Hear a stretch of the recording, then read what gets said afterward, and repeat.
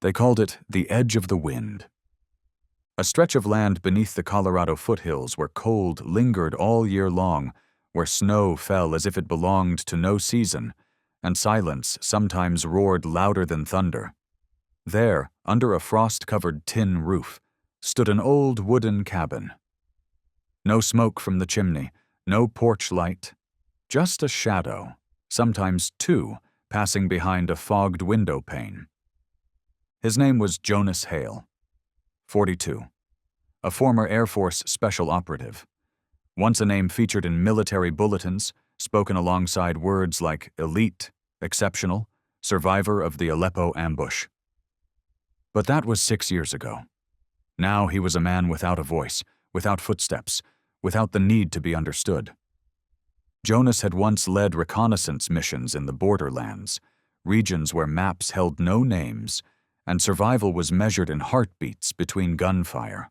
On one patrol outside the ruins of Aleppo, an improvised explosive device detonated without warning, tearing through not only the mission, but the arc of his life. Shrapnel sliced through his throat, destroyed his vocal cords, fractured his spine. He woke 3 weeks later, unable to stand. Worse, unable to speak. He lost the ability to command, to shout a warning, to whisper his mother's name when the pain became too much. When he returned home, they called him a decorated veteran, a hero. But Jonas quietly left the cities behind, bought a small plot near the forest. No family, no comrades, no doorbell. He no longer explained why he couldn't answer the simplest of questions, like, "Are you okay?" Each morning he wheeled himself onto the porch, coffee cooling between his palms, staring out into the white beyond. Snow never stopped.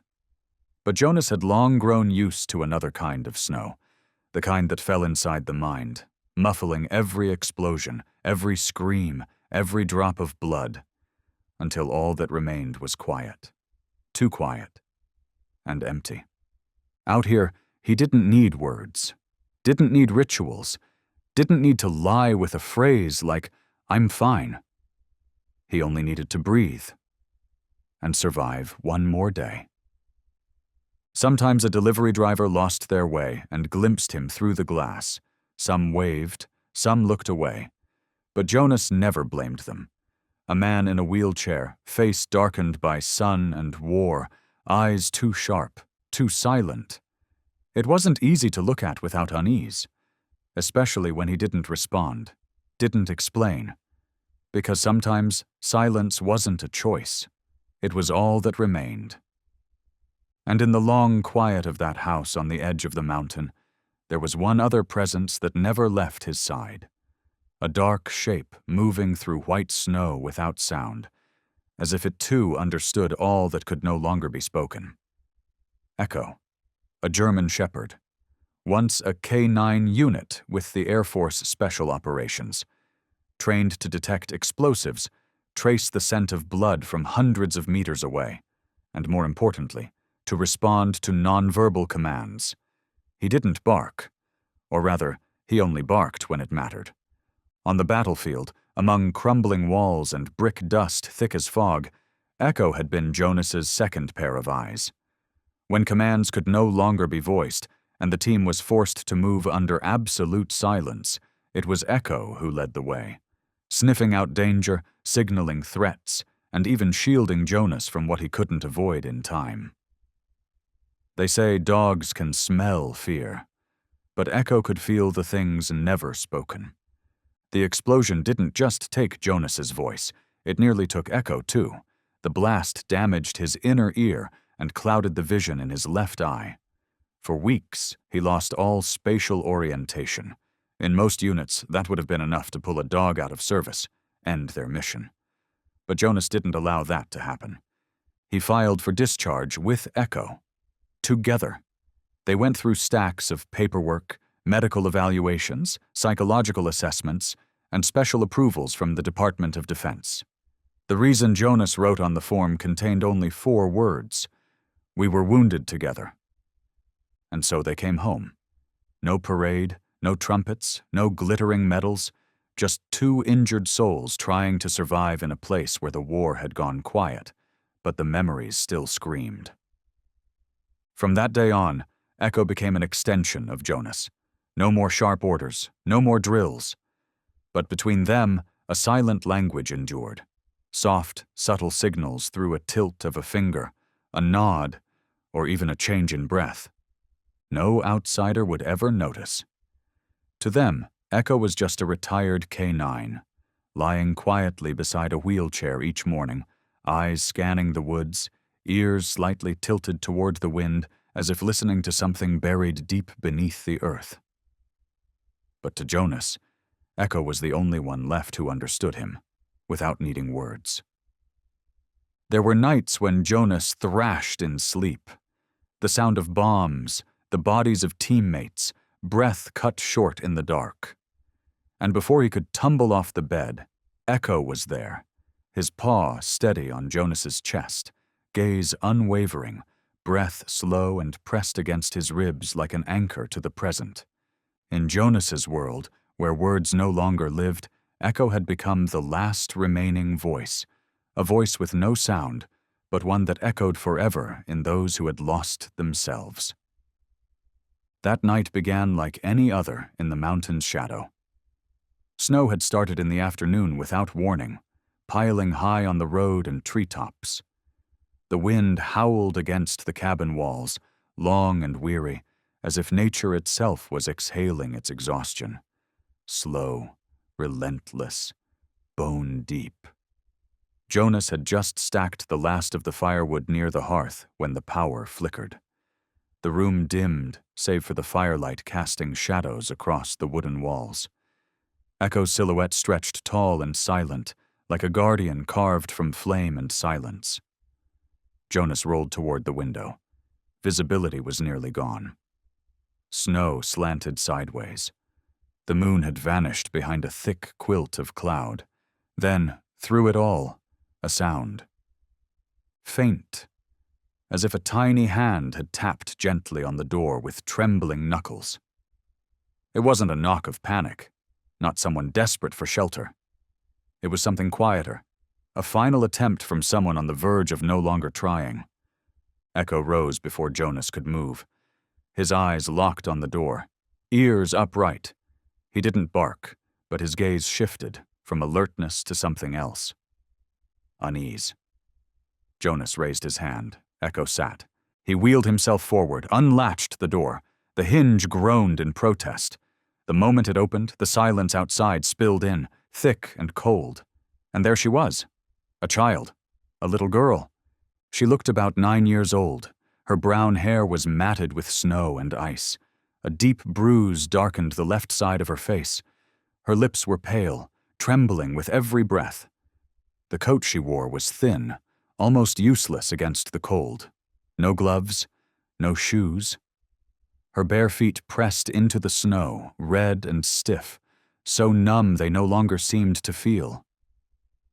For a moment, Jonas wasn't sure if he was seeing something real, or just another ghost conjured by the chaos in his memory. But then Echo let out a low whine, soft, almost a whisper, and stepped gently forward. The girl didn't run.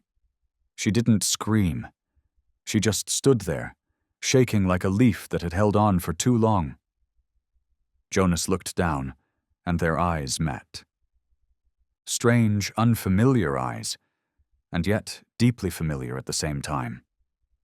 She didn't speak, but in her gaze was a single, silent question. "Can I stay here?" He nodded. He didn't need a name, didn't need a reason, didn't need to hear an explanation from a child who, he knew, couldn't explain why she had to flee her own home. Jonas didn't remember how he lifted her. Since the day he lost the ability to walk, he had trained himself to be careful with every move, twisting, lifting, unlocking, shifting weight. But in that moment, everything he had learned about caution was erased by something deeper than instinct. The need to get her out of the cold, away from the fear that had wrapped itself around her like another layer of skin. She didn't resist. just trembled in his arms like someone who had long stopped fighting back. Jonas placed her in the chair near the fireplace, pulled the thick blanket he used at night from the couch, and wrapped it around her small shoulders. She said nothing. Her eyes stayed on him. But this time, they were no longer asking, "Can I stay here?" They were asking something else. "Is this the kind of place where no one hits children?" Echo stepped closer, quiet as ever. He paused in front of her bare feet, gently sniffed the air around her, as if trying to memorize this new scent.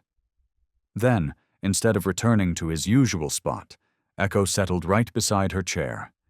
He lowered his head onto her legs and exhaled slowly, resting just as he had done on nights when Jonas was lost to his nightmares. The girl, slowly, for the first time, touched his fur. Her tiny hand, red and swollen from the cold, lay gently across Echo's back. Not forceful, not shaking. As if, no matter how broken she might have been inside, something in her had decided it was safe to rest. At least for a while. Jonas rolled toward the small table in the corner. On it sat the satellite-connected landline phone. His hands moved with quiet precision. The number was already part of him now, memorized like a survival ritual. The signal clicked. A woman's voice answered, calm and official. "Colorado Child Protection Services. How can I help you, sir?" Jonas didn't respond with words. He pressed the emergency signal button 3 times. Then, using the specialized stylus designed for those who could no longer speak, he entered his identification code. The system switched to text input. Jonas typed slowly and deliberately. Child appeared alone in snowstorm. Estimated age 9, visible bruising on face and hands, no shoes, currently sheltered at my home, medical condition stable, request immediate dispatch of field agent. He didn't need to write more. He didn't need to describe her eyes, or the bare feet in the snow, or the sound of knuckles tapping like a whisper from a dying world. A message blinked back on the screen. CPS agent will arrive within 2 hours. Please keep the child safe and warm. Jonas looked up. Echo was still there. The girl still leaned against him, eyes closed now, as if, after years of waiting, she had finally found a place where she didn't need to stay alert. And Jonas, the man who could no longer speak, watched them, holding it all inside the only place left unbroken in him. The heart of someone who had once lost everything, and, for the first time in years, was holding on to something again. They say that when you live long enough in silence, you begin to hear the things others overlook. Jonas knew that better than anyone. Not because he chose that life, but because, somewhere along the way, choice had left him. Since moving into the small cabin near the edge of the Colorado forest, Jonas had grown familiar with every sound around him. The whistle of wind slipping through the roof whenever the northern gusts returned, the dry snap of branches under a deer's hooves at dawn, the steady breathing of Echo as he dreamed beside Jonas's chair. And sometimes, there were sounds that didn't belong, echoes too human. It started near the end of autumn. The house next door, long abandoned for nearly 2 years, suddenly came alive. A young couple moved in, and a little girl. Jonas only saw them from a distance. The man was tall, broad-shouldered, his eyes often hidden behind dark glasses. The woman rarely came out, always loading or unloading things from the car. And the girl, Riley, just a brief glimpse now and then. She stood behind the window, her hand pressed to the foggy glass. No wave, no smile. Jonas didn't judge. He wasn't quick to draw conclusions. He had worked in the military. He had seen quiet families, private lives, and all the different shades of silence. Not every one of them was a warning sign. Until the night he heard the scream. It didn't last long. Just a sharp crack through the still air, like something tore straight through it. Brief, Thin, dry, like someone choking on panic. Echo jolted up. Jonas rolled onto the porch, but the lights next door were already off. No more sounds, nothing left but a chill that ran deeper than the cold. A few days later, it happened again.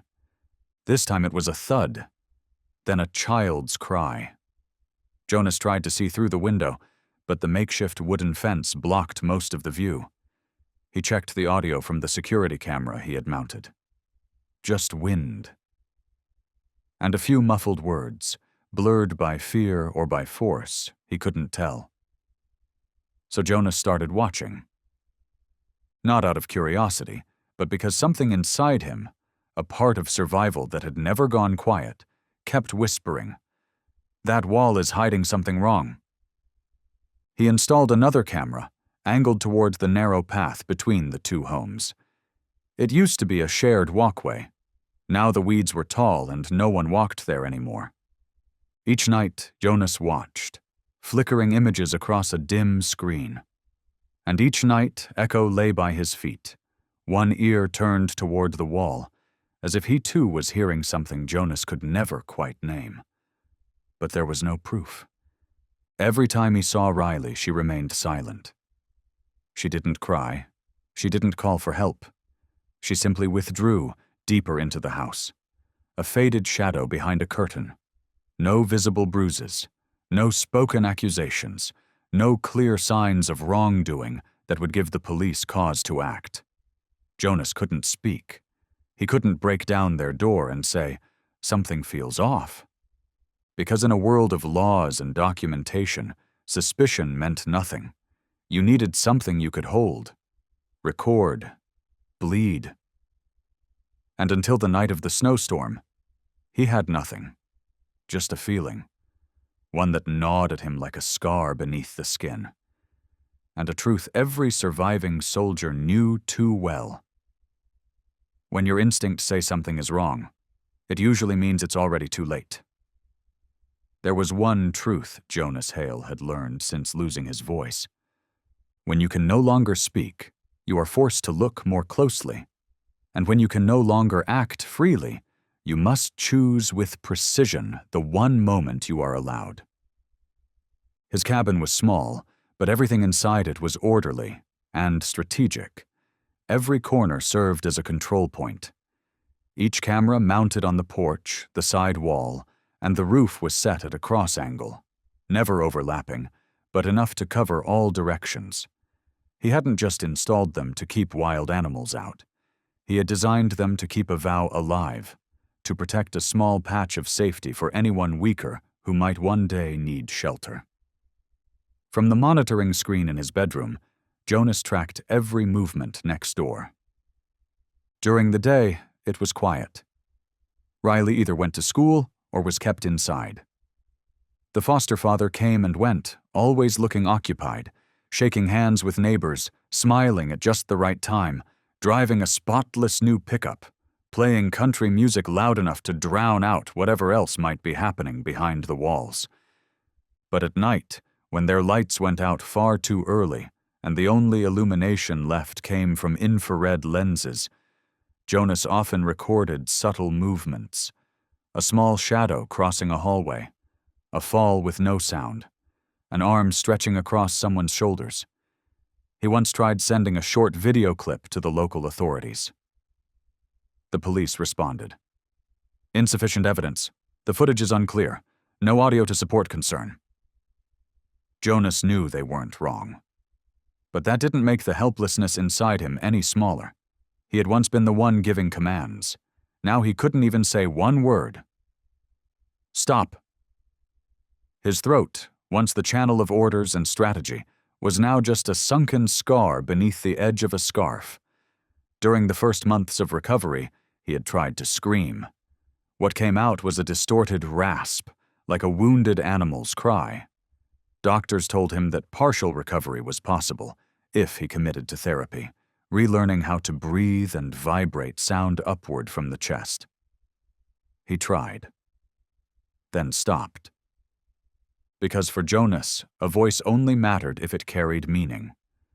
And the things he wanted to say now, the world no longer cared to hear. Instead, he taught himself to write with coded signals, adapted a text input system triggered by hand movements, technology once used by medics for soldiers who had lost the ability to speak. He filed his reports through secure channels, linked directly to the nearest police department. But still, the replies never changed. "We'll look into it. Thank you for your information. We're monitoring the situation." Jonas didn't blame them. In a world drowning in noise, people had grown used to ignoring signals that came from silence. Only Echo never missed them. Whenever Jonas stayed awake through the night, watching the screen with tired eyes, Echo's gaze would follow the same direction. Toward that room by the neighbor's window, where a small figure would sometimes drift by, sometimes stand still. Too long. Too still. And inside Jonas, an old feeling began to stir. It was the same feeling he'd had when his recon unit entered a ruined village and spotted a child who wasn't crying. Not crying, because they already knew crying wouldn't help. The brick fireplace glowed a soft amber, not bright enough to chase away winter, but just warm enough to hold the sleep of a small soul curled under a heavy blanket. Riley was asleep. Not the sleep of a carefree child. Not the peaceful slumber that follows a day of laughter. This was the sleep of the exhausted, the sleep of someone who had just climbed out of something dark and deep. Her shoulders were still curled inward, a reflex long practiced by someone who knew safety could vanish in a blink. But her breathing, while still uneven, had begun to slow. Her chest rose and fell gently, like someone trying to breathe through dust that had layered over too many sleepless years. Echo lay right beside her, not touching, not moving, just watching. The eyes of a K-9 who had once scanned battlefields from Syrian hills to abandoned farmlands now focused only on a 9-year-old girl, asleep by a fireplace, as if it were the last safe place left in the world. Jonas did not sleep. He sat in the dark, not far away. One hand rested on the wheel of his chair, fingers tightening slightly with each breath, as if willing himself to stay alert. He had seen soldiers sleep like that, in bunkers after the shelling stopped. When the noise outside was over, but inside them, the war had not yet left. And now this girl carried a different kind of battlefield within her. No bombs, no bullets, but the fragments left behind cut just as deep. A small shift. Riley turned in her sleep, her brow furrowing. Echo immediately tilted his head, one ear twitching, then slowly moved closer. He rested his chin on the edge of her blanket. Not enough to wake her. Not enough to interrupt her sleep. Just enough to be there. Like a living barrier no harm could pass through. Jonas watched them and felt a tightness rise in his throat, not from injury, but from memory. Because once, long ago, in a hospital hallway, he had wished someone would just sit beside him like that. Like Echo did now for Riley. No questions, no analysis, no demand to explain, just to stay. On the wall, the camera showed the porch outside. Snow still falling, thicker now. On the screen, a line of digital numbers ticked forward, reminding him that time was moving, and the truth remained hidden somewhere behind that neighbor's wall. Jonas didn't know what he would do, but for now, in a world where action was limited and words were a luxury, he had one thing still whole: presence. And beside him, Echo, who had walked through hundreds of death-defying moments, still kept his silent guard. Eyes open, unmoving, not leaving Riley's side for even a breath. Because sometimes, the only thing that keeps the nightmares away from a child's sleep is the eyes of a dog who already knows. No one gets to hurt her again. The snow hadn't melted by morning. On the wooden roof, Thin layers of ice had settled into cold white ridges. The sky above hung heavy and gray, like a worn-out canvas stretched too far, offering not a single ray of sunlight through its threads. Jonas sat at the table, his tea long gone cold. Echo still lay by the fireplace, his head gently resting on Riley's legs. The girl was still asleep, and for the first time, she wasn't curled in on herself like a folded limb. Instead, she breathed deeply, her eyelids soft and unguarded. The first sound to break the stillness came like a blade across frost. Tires screeched on snow, a sharp halt, then the slam of a car door, hard and final, the kind of sound that told you the decision had been made hours before it was carried out. Jonas turned his head, wheeled toward the porch. Echo leapt to his feet. The man walking toward them didn't look like the image people often imagine when they think of harm. No unshaven beard, no stench of alcohol, just a clean windbreaker, a pale blue tie, and a face shaved smooth. He was Riley's foster father, Robert C. Granger, a sitting member of the local community board. A man who had spoken at charity drives, been interviewed on local radio about family values and justice for underprivileged children. He knew when to speak, when to smile, and what kind of car to drive to make people feel at ease. And now, he was standing on Jonas Hale's porch. He didn't knock. He kicked the door open. "Jonas Hale?"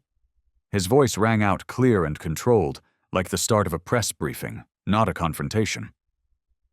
Jonas stared at him, said nothing. "What the hell do you think you're doing? Kidnapping my daughter?" Robert stepped straight into the cabin, eyes sweeping the warm interior before landing on Riley, still deep in sleep. Echo growled. Jonas rolled forward, positioning his chair between the man and the girl, hands locked tight on the wheels like he could hold the threshold together with force of will alone. But Robert didn't flinch.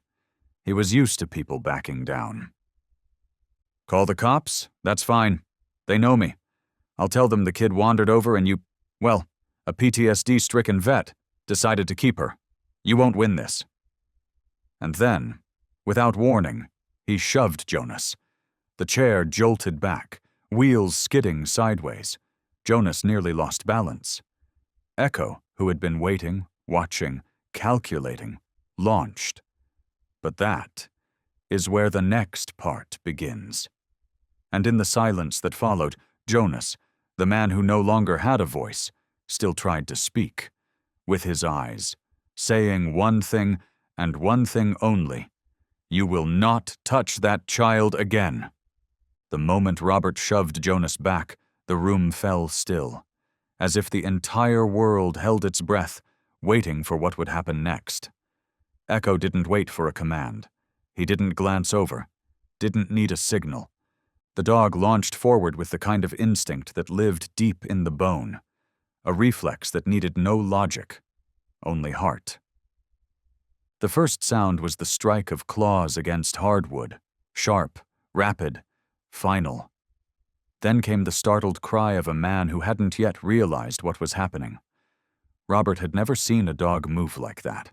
There was no dramatic snarl, no cinematic growl, just speed, precision, control. Echo's muscular body shot from the fireplace in a diagonal line, not for the throat, as people unfamiliar with working dogs might expect, but straight for Robert's raised right arm. He clamped onto the front of the man's jacket first, yanking it downward, then shifted his grip to the wrist, his jaws locked, not hard enough to break bone, but firm enough to stop movement, to make him back off. Robert shouted, not from pain, but from shock. "I'll sue, you rabid mutt!" Echo didn't move. He held his position, all four paws firm on the ground, eyes locked on Jonas, waiting, not for approval, but for confirmation that the threat had passed. Jonas gripped the armrests of his wheelchair, trying to stay upright. He couldn't call Echo off. He couldn't stop the charge. But his eyes softened. not out of satisfaction, but because he knew some things were still protecting him, just like he had once protected others. Robert stumbled backward, clutching his bleeding wrist. His tailored dress shirt was torn, revealing a deep purple welt beneath the fabric. Echo remained between him and Jonas, unmoving. A barrier, a gate that could not be crossed. A few seconds later, the sound of a car horn broke the air outside. CPS had arrived. A caseworker and a security officer stepped into the house quickly, just as Riley's small figure emerged from the hallway doorway. She wasn't crying. Her eyes found Echo first, then her foster father, the man who had just shouted the word daughter like it was a nameplate on something he owned. "He's not my dad," Riley said quietly. Just one sentence. But it sliced through the mask Robert Granger had worn for years. The security officer stepped forward and motioned to Echo. Jonas gave the slightest nod, a tilt of the head barely visible. Echo let go instantly, no hesitation. He retreated to Jonas's side, standing quietly next to the wheelchair, as if he had not just engaged in a confrontation seconds before. Robert staggered, grabbing the edge of the table to steady himself. The usual confidence in his face had vanished. Only one thing remained. Wounded pride. The most dangerous emotion for a man who had grown used to winning through image alone. "You'll pay for this!" he hissed through clenched teeth, voice trembling. Whether from pain or humiliation, it was hard to tell. The CPS worker, a woman with neatly tied brown hair, stepped gently toward Riley. The girl was still standing behind Jonas, her hand gripping the wheelchair armrest tightly. "Would you like to come with us?" the woman asked softly. Riley nodded. She didn't speak, just looked at Echo one last time, as if to pass along something unsaid. After leading Riley to the car, CPS requested Jonas to sign a temporary statement. He typed it using the device mounted on his wheelchair that converted finger movements into written text. The words appeared slowly on the screen, measured and calm. "I did not detain the child. I opened the door when someone knocked, and I let the dog lie beside her." The worker read it in silence, then signed the document without a word. Robert still stood on the porch. His coat was stained with slush, his sleeve torn. The polished image he had arrived with was gone. But his eyes, they were sharper than ever. He would not let this go. Not for the girl, but because he couldn't stomach the idea of being exposed, especially not by a man in a wheelchair he thought he could bulldoze through. 3 days later, a court summons arrived at Jonas's cabin. The charge, assault with a trained animal. Addendum, potential loss of control due to post-combat psychological impairment. Plaintiff, Robert Granger, community council member, legal guardian of minor Riley Granger. The media caught on fast, and as expected, the headlines the next morning followed a similar rhythm. PTSD veteran attacks citizen, military dog used as weapon. Child removed from legal home, hero or trespasser. From defender to danger, when a soldier fails to leave the battlefield behind. No one mentioned the snowstorm. No one asked why a girl had no shoes in the middle of winter. Only one soul remained unchanged. Echo. He still lay beside Jonas, morning and night, always there. And for the first time in years, Jonas wasn't sure if his eyes could still protect anyone at all. The news broke later that evening. It started with a short post on the Hollow Ridge Town Forum, a place so quiet that even a fender bender could dominate the headlines for an entire week. Former Air Force operative assaults civilian, uses military-trained dog to inflict injury. Within 4 hours, the post had been shared nearly 500 times. The attached photo was grainy, likely taken from a street camera, showing Echo pinning a man in a white dress shirt. Blood visible on the man's arm. No one asked why there was blood. No one questioned what happened before. The headline was enough, along with a few names: Jonas Hale, former soldier; Echo, trained K-9 unit; Robert Granger, legal guardian. That was all it took. By the next morning, the local radio station opened its broadcast with a 3-minute community safety alert. A veteran once deployed in Syria, now living in isolation on the outskirts of town, is reported to have lost control and used a military-trained dog to attack a community council member during an incident still under investigation. The phrase "under investigation" acted like a blindfold, not to shield the truth, but to obscure the reason, just enough to keep the drama intact. By noon, Channel 7 aired a full segment. A reporter stood outside Jonas's cabin, voice steady, expression carefully neutral. Behind that wooden door lives a man once honored for service, now facing criminal charges. Neighbors say he keeps to himself, rarely interacts, and often exhibits unusual behavior. As for the dog, residents describe it as very large and constantly staring at strangers. None of those neighbors had ever been close enough to Echo to know he had never barked unless there was a reason. Still, a so-called expert was brought in for commentary. Glasses with gold frames, voice clinical, detached. We need to consider the effects of PTSD on behavioral judgment in veterans. In many cases, animals are used excessively as protective extensions of unresolved trauma. Jonas didn't finish watching the broadcast. He turned the screen off the moment the anchor began speaking about the need to reevaluate the safety of post-war service dogs in civilian settings. By then, every article written about Jonas carried one common thread. He did not respond. No interviews, no public statements, no appearances before the press. And silence, once seen as humility, became something else under the weight of public opinion.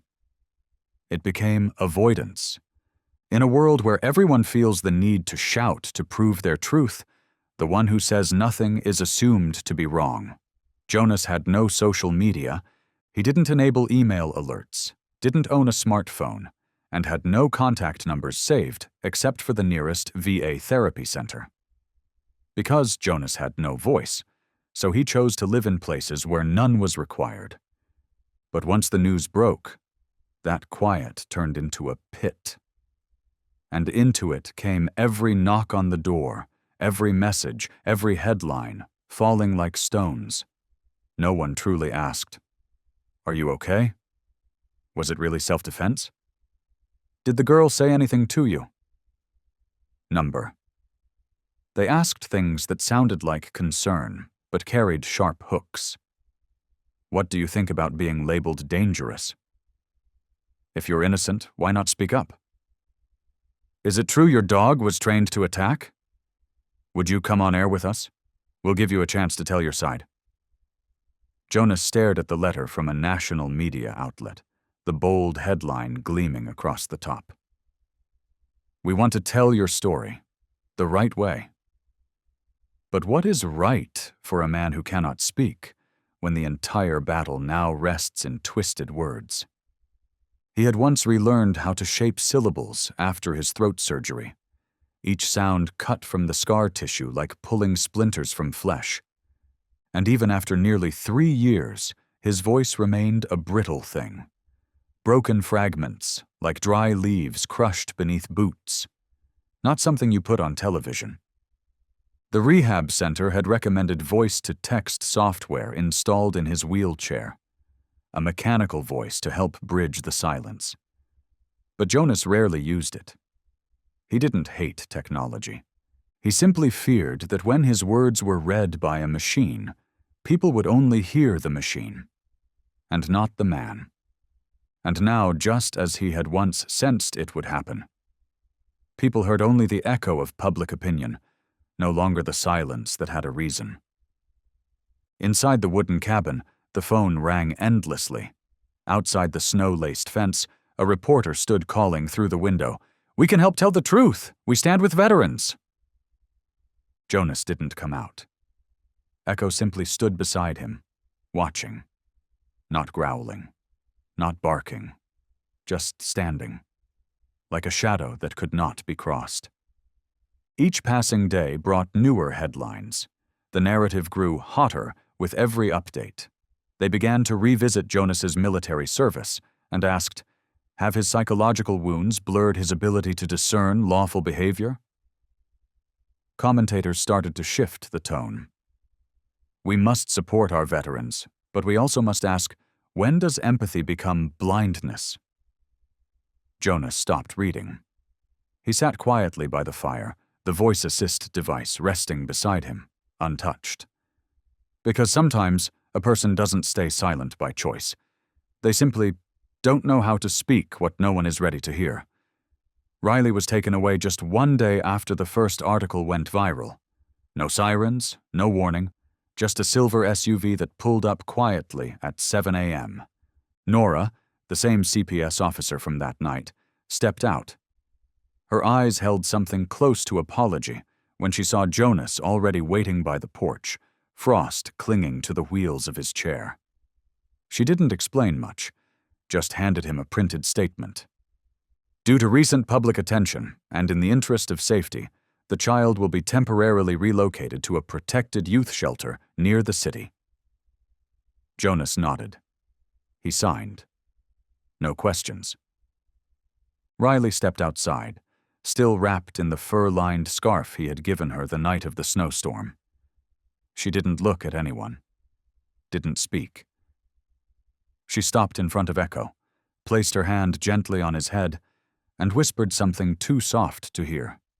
Echo didn't lick her hand like he usually did. He simply pulled his shoulders in slightly, as if drawing something heavy into himself. A weight with no name. From that morning on, Echo changed. He stopped finishing dinner, didn't react when cars pulled up, no longer asked to go out at the usual walking hour. He just lay there, waiting for something unspoken, but felt deeply. Jonas watched him closely, as if staring at a reflection of something inside himself, because Echo was the first to hear the girl's knock, the first to smell blood beneath her coat. The only other living being, apart from Jonas, who seemed to know. There was something Riley hadn't yet told the world. That night, as Jonas sat in his chair, adjusting Echo's collar strap, his hand paused. A soft sound rose near the door, a sudden, sharp exhale, like someone holding back fear. But no one stood outside. No Riley. Only a closed door and the dark. Echo stepped onto the porch, standing still beneath the eaves, staring toward the dim streetlight in the distance. His ears angled low, his body tense. He was listening to something Jonas could not hear. And in that brief moment, when Jonas placed a hand on Echo's back, he knew. This story was not over, because the truth was still buried somewhere, in silence. And both of them, man and dog, would have to dig it out, with eyes no one believed, and loyalty no one dared understand. Courtroom 3 of Fremont County had low wooden ceilings and fluorescent lights with a yellowish tint, the kind of lighting that made everyone look more tired than they really were. The gallery chairs were covered in old velvet, dark red like a bottle of wine no one had finished. At 8 a.m., the door opened. Everyone stood. Everyone, except the one man who could not and did not need to. Jonas Hale wheeled himself into the courtroom under his own strength. The familiar black gloves clung tightly to his thin fingers. He stopped at the defendant's table, not hunched, not bowed, just still. Echo followed close behind. Step for step. No bark, no growl. He stopped and sat at Jonas's side, spine straight, head slightly tilted toward his handler, as if they had done this 100 times before. In the dim lighting, Echo's black and gray coat nearly blended with the faded military jacket Jonas wore. They looked like one form, a single presence. The judge, a woman in her early 50s with silver hair tied high and a voice that carried without a microphone, began the session with a steady tone, firm and taut beneath the surface like a drawn bowstring. This hearing, regarding the matter of Jonas Hale, defendant, and Mr. Robert Granger, plaintiff, is hereby convened under formal criminal proceedings.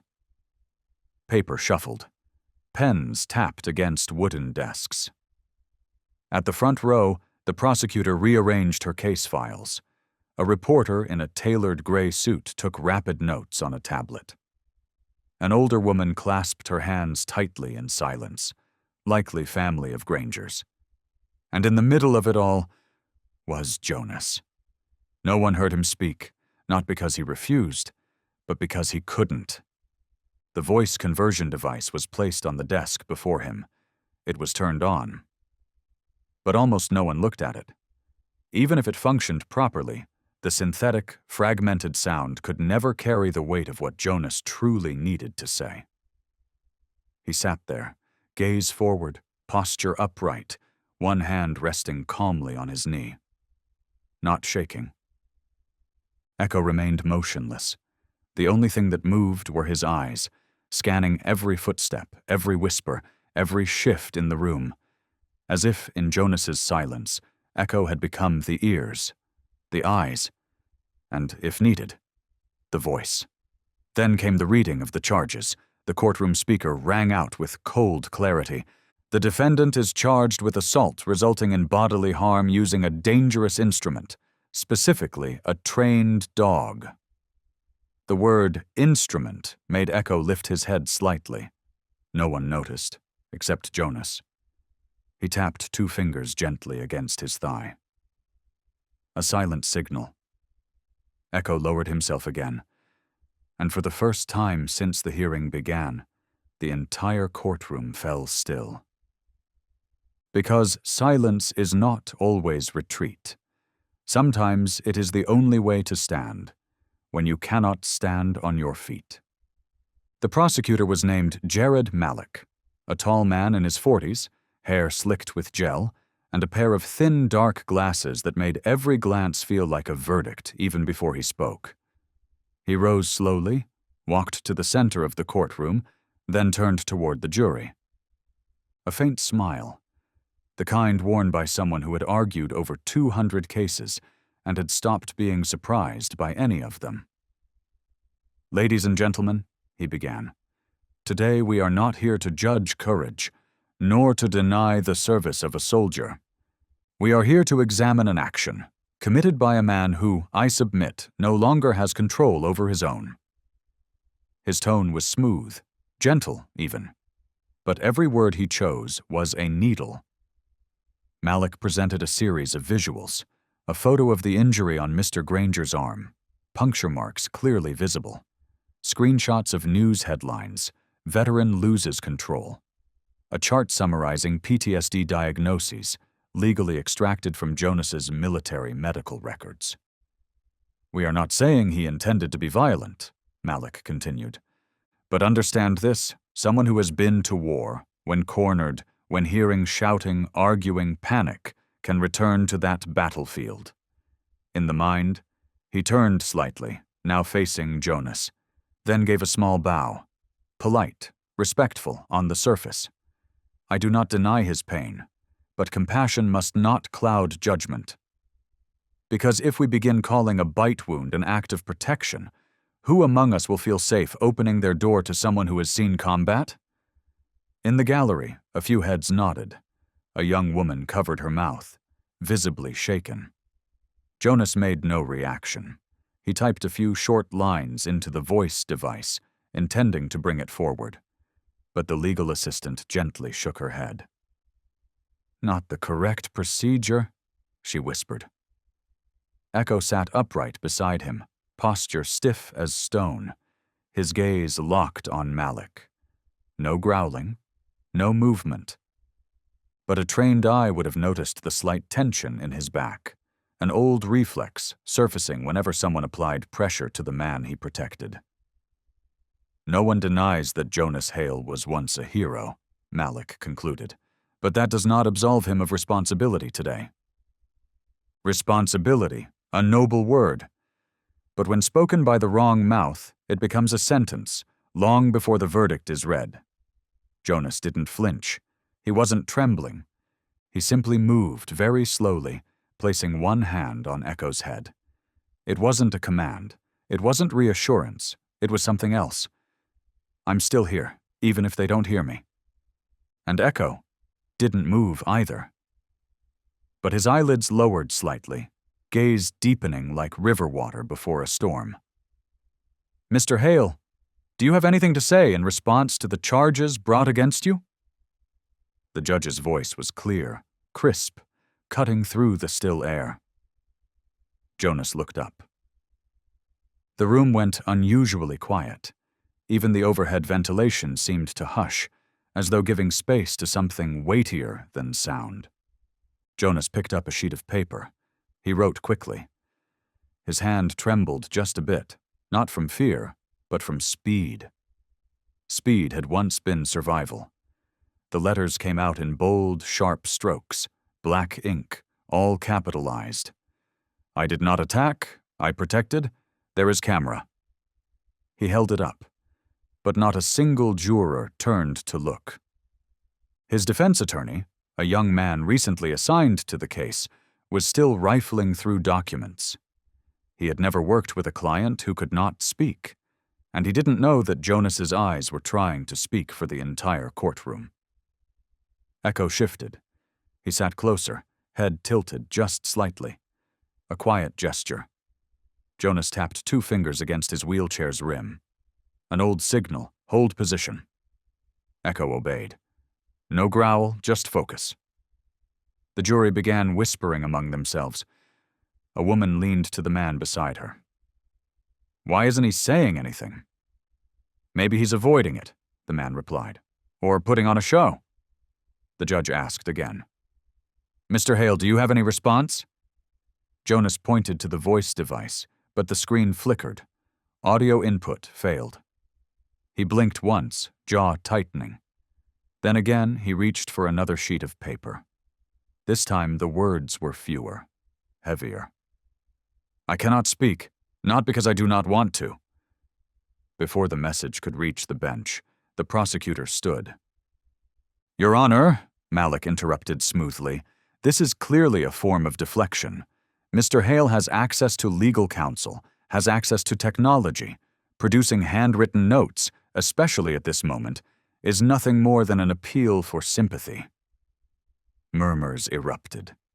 Jonas lowered his head, not in shame, but in calculation. He thought about giving the final signal. A small motion, thumb curled, index fingers sliding down the palm, something only Echo would understand. But he didn't. Not now. Not while the room still believed his silence was a tactic. Not while they mistook a wound for a choice. The voiceless are the easiest to misquote. And when someone else's version is repeated often enough, it becomes truth to those who were never willing to listen. Jonas looked straight at the jury, not with anger, not with fear, but with the gaze of someone who had once witnessed bombs fall and was now watching justice collapse quietly. Echo remained at his side. No command needed, no words required. He was the only one left who knew. Jonas wasn't hiding. He simply wasn't allowed to speak like a man anymore. He stepped up to the stand with steady footing, his gray suit tailored down to the stitch. The fluorescent lights above cast a cold sheen on his cheekbones, sharp, pale, and polished. Please state your name for the court. Raymond Granger. Your relation to the victim? I am the legal foster parent of Riley Monroe. From the back row, a quiet cough slipped through the room. Jonas didn't turn. Neither did Echo. Both had long since learned how to separate genuine sound from performative noise. Granger delivered his testimony in a voice that was calm, deliberate, almost rehearsed. That night, I came home late from work. I only intended to pick up the girl, but he blocked me, and then the dog attacked. I never threatened anyone. I didn't do anything." His eyes glanced over Jonas, not with fear, not with anger, but with the look of someone convinced he would be believed. "Have you ever witnessed Mr. Jonas Hale display unstable behavior?" the prosecutor asked. "Many times." He mutters to himself, uses hand signs. "One time I saw him sit for hours in his yard, not blinking. Honestly, it didn't look normal." Then came the neighbors. A middle-aged woman named Lorna, known for selling pies at the local market, an old man who worked the gates at the elementary school down the road. Each of them echoed the same narrative. Jonas was quiet, didn't say hello, sometimes stared toward the Granger house for long periods. I used to think he was just watching the trees, but now it gives me chills. There was this one time I thought I heard him yell. Turned out it was that voice machine of his. Still, felt strange. The defense attorney tried. He really did, but there was nothing solid to counter. No direct contradictions. Just enough uncertainty to plant seeds in the minds of the jury. Echo still sat close beside Jonas, unmoving since the trial began. No growl, no reaction. Until Granger mentioned something almost in passing. "Riley's bag was still there, right next to the sofa. I told her not to leave her things lying around like that." Echo lifted his head. Slowly, his ears tilted toward Granger. His eyes narrowed. Jonas placed his hand gently on Echo's back. A silent touch. Not yet. No one noticed. The jury was focused on one thing. All the people who knew Jonas before said he was different. And in that difference, they had assembled a narrative easy to digest. A silent man. A dog trained to bite. And a burst of violence, neatly packaged inside a word called instinct. The chair to the right, second row, just behind the witness stand, had been marked with a small placard. Reserved, CPS escort. But from the start of the trial until the moment Granger stepped down from the stand, that chair remained empty. No Riley. No thick winter coat she always wore when meeting with the social worker. No light, kitten-soft footsteps like the ones she made during her last visit with Jonas. And no wide, round eyes looking up at him, whispering, "Can you hear me when I don't say anything?" Jonas had nodded. Today, no one nodded back. The prosecutor spoke first, almost as if anticipating the question that hovered in the air.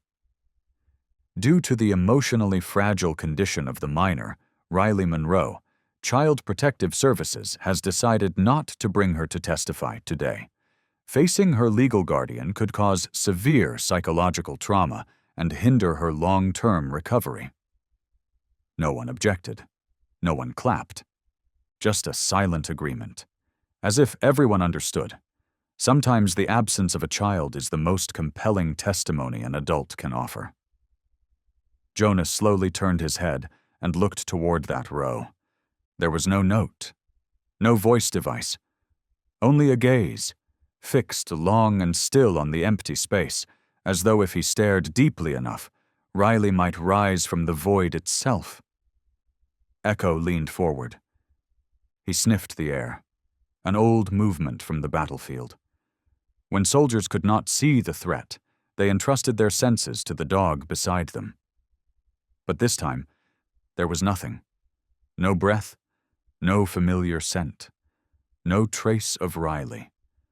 And that, more than anything, made Echo lower himself again, lying down slowly, eyes wide open, not sleeping, not panting, just watching. The look of a creature who knew the only right thing left was now hidden behind a door no one wanted to unlock. When a child does not appear in court, we must ask, is it to protect the child? Or to protect the adults from the look that child might bring? No one answered. In the CPS report submitted with the case file, there was a line written in blue ink, the handwriting delicate and unmistakably feminine. She speaks very little. But every time she is asked about her foster father, she falls silent, then turns her head toward the door, as if afraid that footsteps might arrive without warning. That line was never read aloud in court. It remained buried, inside a folder no one opened. Like Riley herself, absent from the room where justice was being spoken of, but never truly heard. "And are you certain that every item in your home is accounted for, Mr. Granger?" the defense attorney asked, for the first time finding strength in his voice. Raymond Granger leaned back slightly, lifting the corner of his mouth in a polished smile, the kind worn by men who speak to mayors, not small-town lawyers. "I am a tidy man, Your Honor. My house is not a place for disorder. Riley's bag, I always told her, everything in its place." The moment the words left his mouth, something shifted. Echo, who had been lying silently at Jonas's feet, lifted his head. Not fast, not abrupt, just a deeper inhale. A twitch of the ears, turning toward Granger. Jonas felt it instantly. He looked down, letting his fingers drift across the back of Echo's neck, right where the faded scar from an old battlefield still lived. Echo didn't turn. His eyes were locked on Granger. "Where is that bag now?" the defense attorney pressed. "Still at my house," Granger answered quickly. "It's irrelevant, just some toys from a child who ran out in the night." This time Echo stood. The courtroom stirred. A juror leaned back instinctively. The judge raised a hand. "Order." Jonas gave no command. But Echo needed none. He stepped forward into the center of the courtroom, not quickly, not aggressively. Each step was measured, guided by something deeper than training. Instinct. The same instinct that once led him to a buried detonator behind a mud wall in Syria. A court security officer moved forward. "Restrain the dog." "Wait." The judge's voice cut through the room. She had worked with therapy dogs before, and she knew some reactions could not be trained. "Let him continue." Echo paused. He didn't approach Granger. Instead, he turned toward the side door of the courtroom, where evidence and secondary records were stored, his eyes fixed on a small pink bag with a worn scratch along its zipper. A court clerk followed his gaze, hesitant. "Is that Riley's bag?" Granger froze, then nodded. "Yes, I brought it as evidence. It doesn't matter. Just toys." Echo exhaled. A soft, sharp breath. Not a sound, but a shiver beneath it, like his nose had caught something a voice had not yet dared to say. The judge turned to the clerk. "Bring the bag here." Jonas tightened his grip on his wheelchair rims. Echo looked back at him. A blink. Not a signal. Just a confirmation. Something is about to break. No one saw Jonas move. It wasn't like those moments back in the field, when he'd raise his hand with precision, palm open, fingers signaling the charge, or holding his squad back behind crumbled brick walls. This time, in a room full of people. Jonas moved just 3 joints, one bent, one shifted, one pulled back, shorter than a breath, softer than a blink, but enough for Echo to understand. It was time. He left his position like a ripple in quiet water. No sound, no hesitation. The courtroom had no time to react. They were still wondering whether the dog had even made a sound. Only the judge noticed. She stared at Jonas, not out of fear, but because something had stirred in her, a recognition of a bond no language could explain. "There are only 2 kinds of signals that outlast words," she had once said, back when she was a state judicial aide. "The kind used in war, and the kind shared between someone who nearly died, and the only living creature that never left them." Echo crossed the courtroom floor, stepping past the barrier between counsel and witness. No one stopped him. More accurately, no one knew how to. There had been no order, no call, just a dog moving forward with a purpose that could not be mistaken. To find the truth. Jonas watched him, eyes steady, unblinking. And in his memory, a scene returned. Syria. The day he had been buried beneath rubble after a devastating blast. His throat crushed, air stolen. No voice left to call for help. Only echo had come. Blood in his fur. A limp in his step. He didn't bark. He had placed his muzzle on Jonas's chest and waited for a movement. Their first signal had been Jonas closing his fingers gently around a clump of Echo's fur. After that, they never needed words. They only needed to breathe. Together. And now, in a courtroom drowned in noise, Echo required nothing more than the slightest motion from Jonas to understand.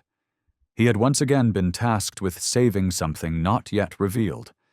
The small bag, soft pink, worn zipper, a slight tear on one corner, rested at the end of the evidence row. No one had paid it any attention after it was brought in from storage. No one believed anything inside it still mattered. Except Echo. He walked directly toward it. He didn't sniff like a curious pet in a strange place. He assessed. He didn't look for permission, didn't stop to check. Each step was steady. His eyes never left the target. A soft sound, barely there, but it made one juror hold their breath. Echo sat down, his nose touching the zipper. He didn't use his teeth, just one gentle push with his forehead, precise and controlled. The zipper parted, just enough. The first object slid out. A small white inhaler. Its plastic shell was cracked open, spring exposed. Echo didn't react. He simply watched, as if waiting for what came next. And it came. Almost invisible, snagged in the lining of the bag, a broken plastic hair clip, light blue. One side snapped, stained with dried blood. Not the kind of dried blood from a scrape. This was clotted, soaked in, seeped into the grooves of the plastic, the scent unmistakable to a dog trained on battlefield trauma. Echo lowered his head. He didn't bark, didn't growl. He gently nudged the clip forward with his muzzle, placing it beside the inhaler, like two puzzle pieces that had never meant to be apart. The courtroom fell utterly silent. The defense attorney turned toward the judge, ready to speak, but she was already standing, her gaze fixed on the clip and inhaler, not with suspicion, but recognition. "I used to coordinate emergency response," she said quietly, "and I've seen broken clips like that in abuse investigations." No one replied, only the sound of Echo, breathing steadily, as if delivering his final report. Jonas closed his eyes for 1 second, then opened them. His hand curled into a fist, not out of anger, but gratitude. "Objection!" The prosecutor's voice rang out, sharp and desperate, clinging to the last thread of control in a room that had quietly slipped beyond her reach. "This so-called evidence cannot be admitted based on the actions of a dog. There is no chain of custody, no validation. Your Honor, this is emotional manipulation intended to sway the jury." Echo didn't flinch. He lay still, beside the two items pulled from a bag once dismissed as harmless. The inhaler and hair clip now seemed to stare back at the very person trying to reject them. Jonas didn't move. His hand rested calmly on his lap.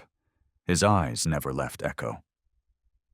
The judge adjusted her glasses. Her voice was not shaken. It was clear, measured. "You wish to exclude the items, Counselor? I move that they be stricken from the record, improperly introduced, no procedural verification." The judge nodded once, slowly. "Then tell me, what procedure can establish truth more clearly than a dog who once saved hundreds of lives from improvised explosives in war?" The prosecutor had no answer. A young attorney seated behind the prosecutor leaned in and whispered, "She's winning. without even arguing. No one responded. Some of the jurors began to look at Echo with eyes that had changed. He was no longer just the defendant's dog, but a living witness, one who needed neither words nor oaths to reveal what others had chosen to ignore. An officer of the court stepped forward with a pair of latex gloves. "I recommend sealing the evidence." The judge nodded. "Place it in a preservation bag, send it to forensics, and, please note clearly, recovered by Echo, retired K9, under signal from a mute witness of special status." No one laughed, because that formality was earned. The prosecution offered nothing more. But the woman's lips trembled. She knew that what was unfolding here couldn't be rewritten into any news brief she could spin or control. The hair clip and the inhaler were sealed in a sterile bag, labeled with precision. Echo returned to Jonas, as gently as before, with no pride, no demand for credit. He simply sat beside his partner, as he always had. But the courtroom was no longer what it used to be. Several heads began to turn toward the rear, toward the entrance reserved for witnesses. No one called a name. No signal was given. But there was a movement, soft like a shift in the air, that brought silence over the room. Riley. She stood there, beside a CPS worker, holding tightly onto a brown stuffed bear, its edges frayed with time. Her hair was tied back with a strip of faded blue cloth, not a hair clip. A faint bruise still marked her left cheek, not yet fully healed. She didn't come forward. She didn't speak. She only stood, like a crack in the wall no one expected, appearing at the moment the whole room began to freeze. Then Riley looked up. Her gaze moved over the judge, the attorneys, the prosecutor, and finally, Echo. The dog lifted his head. Ears perked just slightly, his expression softened. Riley didn't smile. She only nodded, a small, gentle motion, and the courtroom realized this was not the look of a wounded child. It was the look of a survivor, offering silent recognition that someone had spoken in her place. The judge turned toward the child, then back to the prosecution. "Would you still like to argue the evidence lacks credibility?" No one answered. Even the voice that once dismissed canine testimony now fell silent. Riley took one step forward, and the silence in the courtroom became a testimony more powerful than any spoken word. No one called Riley's name. No one forced her. She simply stood there, just inside the witness entrance, clutching her stuffed bear with both hands, eyes fixed on Echo. The judge turned her head. Her gaze wasn't that of someone presiding over a courtroom. It was something softer, something deeper, more like someone who had once been a mother. "Does anyone object if the child wishes to speak?" No one answered. A silence fell, long, drawn out, like a winter that refused to pass. The CPS worker leaned down and whispered into Riley's ear. The little girl nodded, slowly, gently, as though each nod was a hill she had to climb over. Then Riley walked, barefoot inside her thin canvas shoes, arms still wrapped around her bear. No one moved. Even Echo, still lying motionless at Jonas's side, didn't shift, didn't twitch, but something did move, not sound, not bodies. Something between maybe and never began to lean toward, yes, if you're brave enough. She stepped up to the witness stand. It towered over her. The microphone had been lowered to its lowest setting, but still Riley stood smaller than that. So the clerk brought over a footstool and a chair. Riley didn't sit. She stood. "Your name, sweetheart?" the clerk asked gently. "Riley." "Jane." Her voice was no louder than a breeze slipping through a window crack, but it was real. And for the first time since the trial began, the courtroom heard something that wasn't an accusation, wasn't an objection, but a child. introducing herself. The judge dipped her head, a quiet nod to the courage that had just stepped forward. "Do you have something you'd like to say to the court?" Riley bit her lip. A second passed, then another, a full minute. She turned her head to Echo. He was looking back, those round, steady eyes watching her. No commands, no pressure. "I just want to say, the hair clip is mine." Her voice trembled like the first wind of spring, but it didn't waver. Somewhere in the back, a woman began to cry, quietly, without sound. The jury sat frozen, like statues carved out of silence. Riley remained standing. She wasn't waiting for praise. She didn't need a prompt. She was speaking the words the grown-ups had forgotten. There she stood at the witness stand, small hands clutching the hem of her shirt, eyes lifted, not to the judge, not to the prosecutor, but to Jonas. He sat motionless in his wheelchair, his head tilted slightly, as if listening with every part of his body that still responded. Echo lay beside him, unmoving, but fully present. "The inhaler. It's mine too," Riley said, her voice steadier now. "I have asthma. When I can't breathe, Mom always puts it in my pocket." The prosecutor, seated to the left, shifted slightly, preparing to take notes. But then Riley turned her head and looked straight at her. "But it wasn't my mom who hurt me." The air thickened. Time paused. "It was my dad." A gust of wind struck the courthouse window, rattling the curtain behind the bench. But no one turned. Every eye was fixed on Riley, and Riley looked straight at him. David Rourke, once praised by the media as the model father, had gone pale. His fingers clutched the edge of his seat in reflex. He said if I talked, no one would believe me, that he helped the church, gave money to the clinic, but he didn't just yell, he hit. He stepped on my hair clip. He crushed my inhaler. He said I was weak, and that's why I was sick. One juror raised a hand to their mouth. The court clerk stopped writing, as if what Riley had just said no longer belonged to any official record. It had become something else entirely. Mom just stood there. She was scared. Riley's eyes shimmered, but she didn't cry. "I don't want anyone to save me anymore. I just want to say everything Echo found was real." At that moment, Echo slowly stretched his neck forward. He didn't bark. He didn't growl. He simply nodded. A soft, subtle motion. And for the first time since the trial began, the courtroom fell into a silence that felt like reverence. After Riley's words, the room slipped into a quiet beyond description, as though every soul inside it was listening to the echo of their own conscience. Meline, the woman seated in the very back row, dropped her shoulders. No one had called her name. No one had summoned her. But somehow something passed silently between mother and daughter. Riley turned and looked at the woman and nodded. No one ordered her. No one forced her.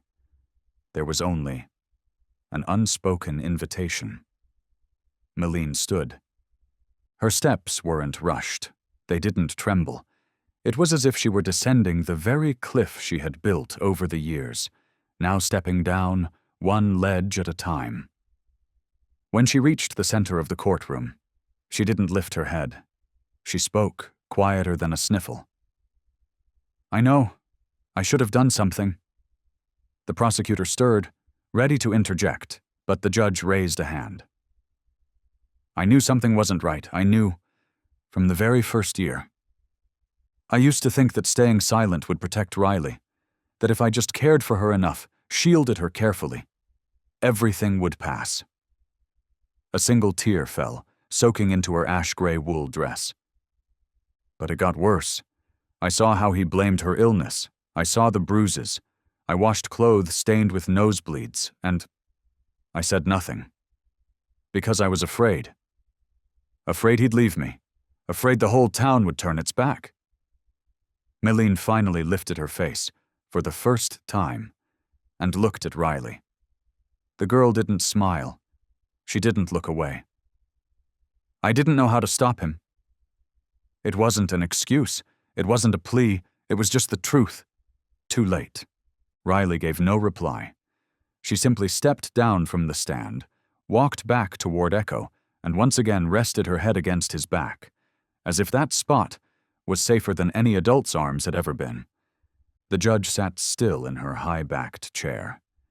The edge of her desk glowed under a flickering fluorescent light, casting its pale hue over a thick stack of files, full of red-inked notes, long transcripts, and endless lines of statutes. But what she saw now was not a legal document. It was a child, a dog, a man who could no longer speak, and a truth that needed no shouting. She didn't speak right away. She only removed her glasses, folded the case file, and placed it aside. I've presided over many trials, she said quietly. I've heard thousands of testimonies, some drafted by lawyers, others by people skilled in hiding the truth. But today, I heard something no record has ever captured. A child spoke. Below, Riley sat quietly beside Echo. Jonas tilted his head slightly, watching not for the verdict, but for the truth that had finally been recognized. This court does not judge feelings, but I do have the authority to delay proceedings when new evidence, especially living evidence, comes to light.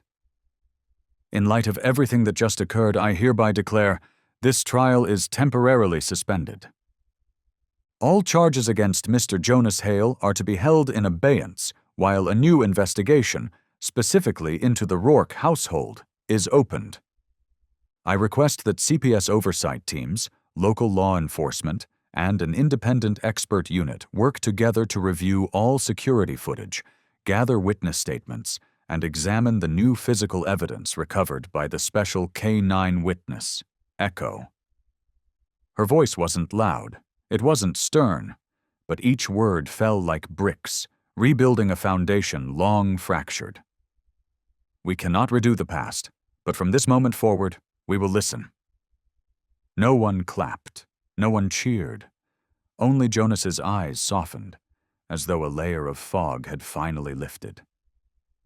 Echo tilted his head, then gently leaned into Riley's legs, as if the longest, quietest watch of his life had finally found someone to take the next shift. The morning after the trial was suspended, snow was still falling, not fiercely, not like the night before. Just soft flakes, quietly covering the gray streets in a silent, steady hush. A silver SUV pulled up in front of the temporary shelter run by the Child Welfare Agency in the northern Colorado mountains. The door opened. Riley stepped out, still holding tightly to the worn backpack she had brought from Jonas's home. She didn't look around, didn't clutch anyone's coat. She just walked, step by step, as if each footfall was asking, "Is this ground really safe?" Janet, the caseworker, was an older woman with salt and pepper hair, wire-rimmed glasses, and a wool cardigan always buttoned to the top. She didn't say much. She simply took Riley's hand gently and leaned down to whisper, "You won't be sent back." "I promise." Riley nodded. She didn't smile, but the tension in her eyes softened. The new place wasn't large, just a compact apartment within a protected housing complex for at-risk children. But for Riley, it had something nowhere else ever had. A tiny bell, hanging by the window. Janet had hung it that morning. She said, "If you ever feel sad, or scared, you don't have to say a word. Just tug the string on this bell, and I'll come." That night, for the first time in weeks, Riley was allowed to keep two things close to her. A wooden bracelet, carved by Jonas from pine, and a faint pencil sketch of a dog standing beside a window, snow falling behind him. No one asked her how she slept. No one pushed her to explain. But the next morning, Janet noticed something. The window in Riley's room was slightly open. The bell was gently swaying, though there was no wind. And on the wooden floor, there were tiny footprints, standing still in the strip of light that slipped through the frame. The official statement was issued that afternoon. No cameras, no reporters, no spotlights catching the face of any spokesperson. Just paper and a red seal. At the top, in bold print, Elms County Court. Final ruling. Acquitted. All criminal charges against Mr. Jonas Hale are fully dismissed. No one read it aloud in a grand courtroom. No gavel struck like in television dramas. Only a quiet court clerk stepped forward and handed Jonas the signed case file. He took it with both hands, as if the weight wasn't in the paper, but in all the silent years it represented. Beside him, Echo tilted his head. He didn't bark. He simply rested one paw on Jonas's thigh, like he once did on the battlefield, when he needed to signal he had found something. Only this time, what he had found was peace. Jonas gave a small nod, not to anyone else, but to himself, as if to say, "There's no need to run anymore." The CPS representative approached, followed by the head of internal investigations. That man bowed his head and spoke quietly. "I'm sorry for how late we were." Jonas didn't react. He simply flipped open a small page in his notebook and wrote slowly, "Late is still better than never." Then he tore the note out and placed it on the table, beside the cleared case file. He turned his wheelchair and left. He didn't wait for another word. Echo followed behind. No sound of paws, no licking of hands, no wagging of tail, just two silhouettes. One man who had lost his voice, one creature who never had one, leaving the courtroom without any need for a victory speech. Within days of the trial's adjournment, the colors on the front pages began to shift, from blaring reds and bold blame to quieter tones and headlines that finally sounded closer to the truth. No one came forward to officially admit they had been wrong. They simply began to write differently. Misjudged veteran, K9 dog uncovers the truth. From silence to justice, Jonas Hale and Echo leave the courtroom speechless. When justice is led by a glance, Echo, gatekeeper of unspoken truths. The first of these stories appeared on smaller independent sites, places where journalists had access to the full picture. And when a video surfaced, showing Echo pulling a blood-stained hairpin from a bag beside the benches, social media erupted. A local news station, once opening with, "An unstable veteran and his dog attacked a father in a suburban neighborhood." Now re-aired footage of Jonas and Echo, narrated with a softer tone. But perhaps, sometimes, silence tells the most reliable story. Online, a still image of Echo standing in the courtroom, the evidence at his feet, was shared millions of times. One user wrote, "The dog said nothing, but he didn't need to. The world listened anyway." Beneath the post, thousands of comments poured in. "I doubted him, and now I'm ashamed of that. I can't believe we nearly turned on the only one who stayed. I hope Jonas sees this. We believe you, late, but sincerely." The community, once stirred by misleading headlines, began to peel back their own doubt. Not because anyone forced them to, but because Jonas, by not lashing out, by not demanding to be believed, by not showing rage, made them reflect. On a veterans forum, a pinned anonymous post read, "I've been there, in the long silence that stretches across years, and I know this. Silence isn't avoidance. It's the choice of those who survived, not to hurt anyone else."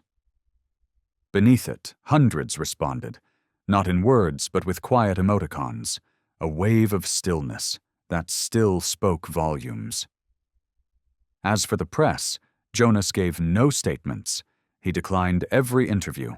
And Echo, still just a dog, was seen only in distant photographs, standing guard at a doorway, walking beside Jonas's wheelchair, lying next to a stack of firewood under the porch. But those images, stripped of spectacle, somehow rang truer than any campaign ever could. People began to retell the story, this time in their own voices: a man who couldn't speak, a dog who never had to, a little girl, and a truth that didn't need to be shouted to be heard. After the acquittal, Jonas returned to the small house at the foot of the hill. No cameras, no banners saying, "Welcome back." Just Echo, lying exactly where he always had, by the door, head resting on his front paws, as if time had never moved. Jonas set the paper bag down, wiped the mist from his glasses, and looked out toward the line of pine trees ahead. The wind stirred gently. The snow had stopped, but the cold still crept in, slicing through the collar of his coat, deep to the bone. Jonas didn't cry. He didn't smile. He didn't even sigh. He simply took out a small notebook from the drawer. The pages were yellowed, the ink faded, the same notebook he had used in those early months after the injury, when his voice was still nothing but broken growls and a throat that burned like salt. On the very first page, a shaky line read, "Echo, if I can't call, look at my hand." And on the next page, he wrote a new sentence, slow, deliberate strokes, as if each word carried its own weight. "I'm not a hero, just someone who couldn't walk away." He didn't plan to send it anywhere, didn't think anyone would read it. But when Echo lifted his head, quietly stepped beside him, and rested his chin on Jonas's knee, as he always did, Jonas understood. Some words aren't written for the headlines. They exist to remind the writer that they still belong in this world, even when the world feels silent. That evening, the former social worker, the one who had once taken Riley away, stopped by. She didn't bring a case file, just said she was passing through, checking in. Jonas gestured for her to come in. She saw the open notebook on the table, then paused at the line. "I'm not a hero." She didn't ask anything.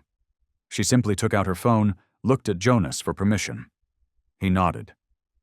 She took the photo and left. The next day, the sentence appeared in an anonymous post, along with a picture of Echo gazing out the window.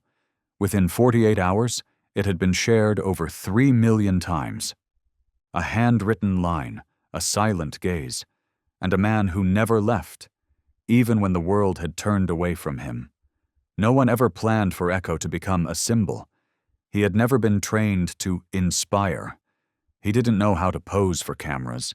He didn't understand what it meant to be the center of a movement.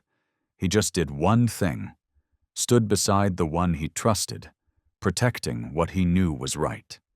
And that reached the deepest part of people. The first viral image was a candid shot, Echo resting his head on Jonas's knee. Behind them, a scribbled sentence on a whiteboard. "Justice doesn't need to shout. It just needs to stay." Then came the video. Echo walking to the center of the courtroom, retrieving the evidence with his quiet muzzle. No music, no effects, millions of shares. People called him many names. The justice dog, the gatekeeper of truth, the sound without words.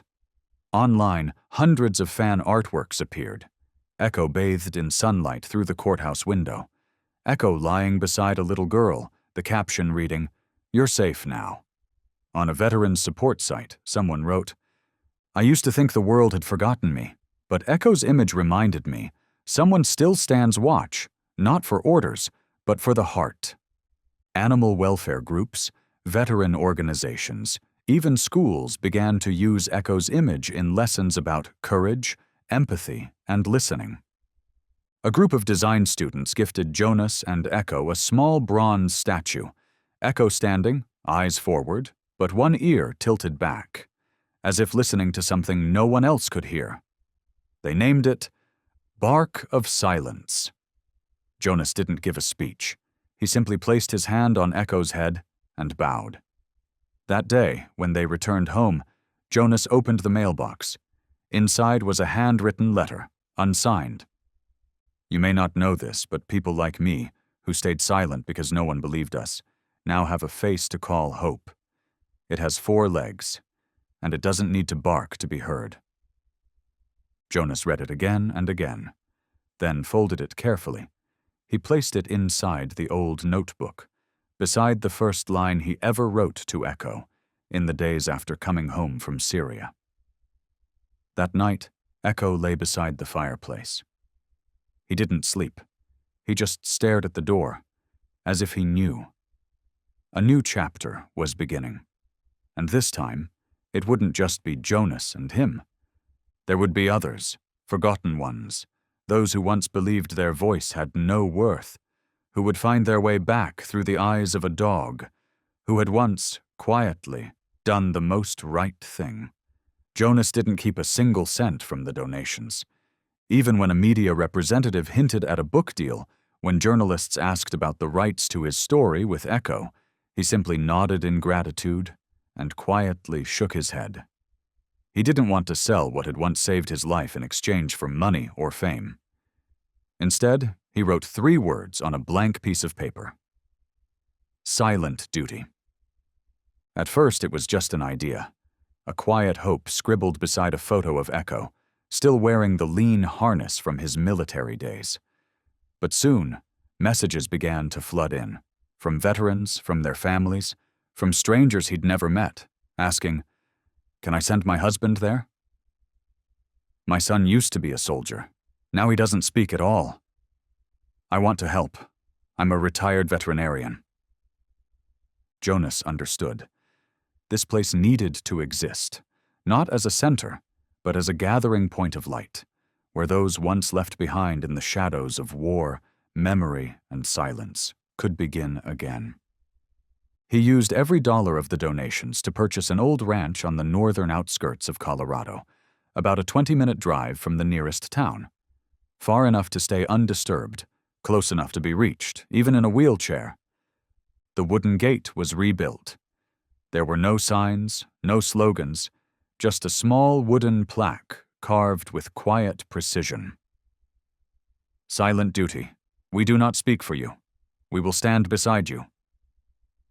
There, with a small team of volunteers, mostly veterans, doctors, and former military dog trainers, Jonas began rebuilding from the frozen ground up. They constructed kennels, designed a special training zone for those who could no longer speak.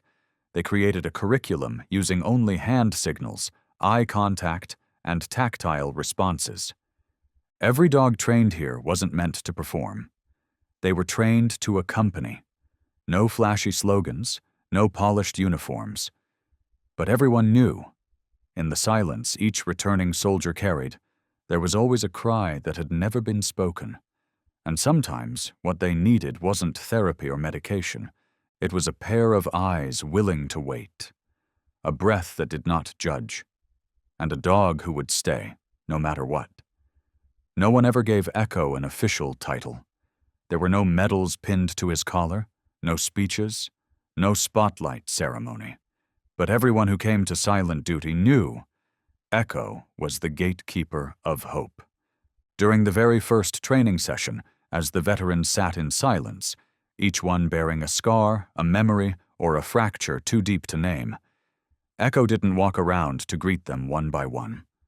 Echo lay quietly in the center of the dirt courtyard, head lifted, eyes scanning the circle. Then he walked slowly toward the oldest soldier in the group, a man with only one arm, his eyes sunken behind thick lenses. Echo sat down beside him, without a bark, without a touch. He simply kept watch. That man, 73 years old, had not slept through a single night in over 2 decades. But that evening, for the first time, he drifted off. His chest rose and fell gently next to Echo's warm body. The next morning, he said just one sentence. I don't know what he understood, but he heard things I never dared to say. From that day on, Echo became the interviewer without questions for every new arrival. Whenever he approached someone, the others knew. That person needed presence more than any technique. Not every dog at the center played a role like his. Many were still in training, each with a temperament of their own. But Echo was different. He no longer needed training. He was the embodiment of what they were all trying to build: loyalty without reason, protection without command, listening without words. In the small wooden office behind the meditation garden, there was a hand-drawn sketch hanging on the wall. No signature, just dark pencil lines showing Echo standing under the shadow of a soldier, both gazing toward a snow-covered hill. Beneath the sketch, a scrawled message: silent replies, but never silence. Each time a new group of veterans arrived, Jonas would begin the session by writing that same line on the whiteboard. He never read it aloud. He would just tap the board once, then let Echo walk forward. That gesture, repeated across every training cycle, slowly became the opening ritual of silent duty. And each time Echo entered, eyes that once held nothing but dullness began to glimmer. Not because he was a special dog, but because they saw themselves in those eyes that had waited, had hurt, and had stayed. Echo didn't lead. He didn't stand on any platform. But no one entered silent duty without remembering the image of him lying still beneath the wooden eaves, ears perked, as if listening to the kind of silence the world had long forgotten. Because here, he wasn't just a symbol, he was a language for all the things that had never been named. They came quietly. None of the first veterans who arrived at silent duty carried much. Most brought only a canvas bag, a few personal items, and a gaze heavy from years of being avoided. Some had served in special forces, others in combat medical units. There was even a former military nurse, left mute after a landmine blast, her ocean-colored eyes still sharp, her voice permanently hoarse, incapable of calling even her own name. They didn't come because they believed. They came because there was nowhere else left to go. Medical centers had turned them away, stating no further functional recovery. Families didn't understand the midnight terrors. The public only remembered them during memorial broadcasts once a year. So they came, not hoping to heal, but wondering if any place might still accept them when they were no longer useful. The first morning was always cold. The Colorado air seeped into their bones, especially those carrying wounds in lungs or joints crushed by war. Jonas didn't speak when greeting them. He simply gestured toward the wood-burning hearth. Echo was often the first to approach. Some wept, quietly, without warning, as if the dog's gaze pierced places no therapist had ever touched. Others sat frozen, needing 3 days before forming a full sentence. And some burst out laughing when handed a rubber ball. 15 years. I haven't held one of these in 15 years. They began to train again, not for combat, but to relearn how to exist, how to walk slowly on grass without flinching at sudden noise, how to reach out and touch a dog's back without being ambushed by memory, how to sit beside another human in silence and not feel the need to speak in order to be seen. One young soldier, just 27, shattered after his unit was ambushed, once wrote in a journal, "I came here thinking I was a shadow, but Echo showed me that even a shadow needs light to exist." Soon after, those who once believed they were the leftovers of war began tidying up the grounds, planting trees, sharing medication, teaching each other how to breathe through the panic, and one by one, in their own way, they began training dogs. No words, no voices, just a breath that never gave up, a hand that never pulled away, and a dog willing to lie beside them through the night, just to guard a sleep they no longer believed they deserved.